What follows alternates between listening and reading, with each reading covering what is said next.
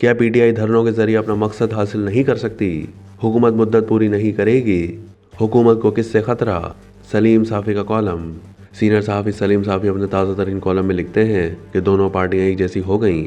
2018 میں P T I کو establishment نے جعلی مینڈیٹ دلوایا تھا اور اس وقت مسلم لیگ نون کو اس کے حق سے محروم کر دیا گیا تھا۔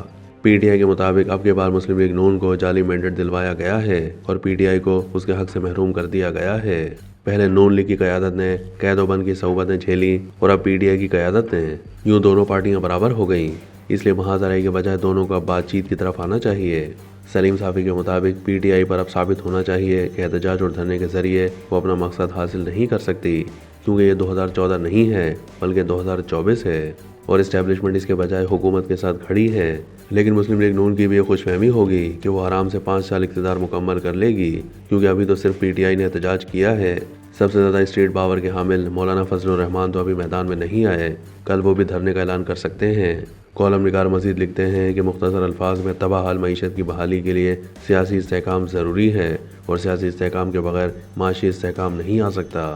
اس لیے دونوں جماعتوں کو جلد از جلد مذاکرات کی میز پر بیٹھنا چاہیے، کیونکہ اس کے بغیر کوئی چارہ نہیں ہے۔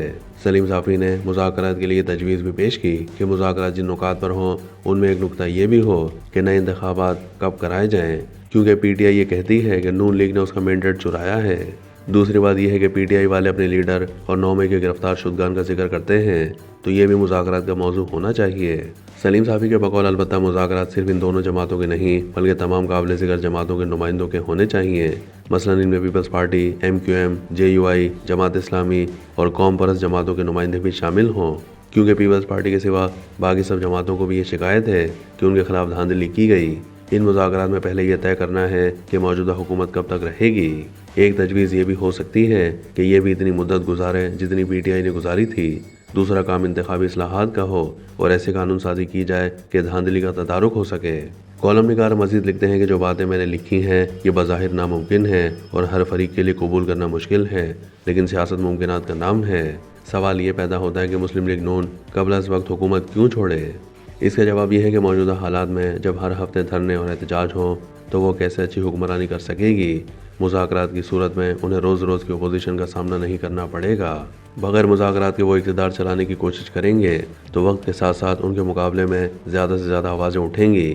ابھی تو جے یو آئی میدان میں نہیں ہے۔ سلیم صافی کے مطابق اسی طرح سب سے بڑا چیلنج بلوچستان ہے اور وہاں کی سیاسی جماعتیں بھی انتخابی نتائج کو نہیں مانتی۔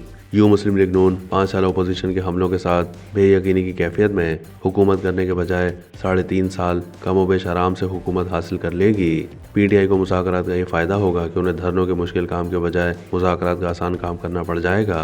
ہو سکتا ہے کہ وہ جلد سے جلوسوں کے ذریعے 5 سال میں حکومت نہ گرا سکے اور پارٹی بھی مشکلات کی شکار رہے۔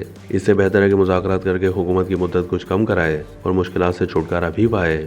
اس طرح جے یو آئی اور دیگر جماعتوں کو بھی یہ فائدہ ہوگا کہ وہ اگلے انتخابات کو دھاندلی سے پاک کرنے کے لیے حکومت کے ساتھ کوئی منصوبہ بنا سکیں۔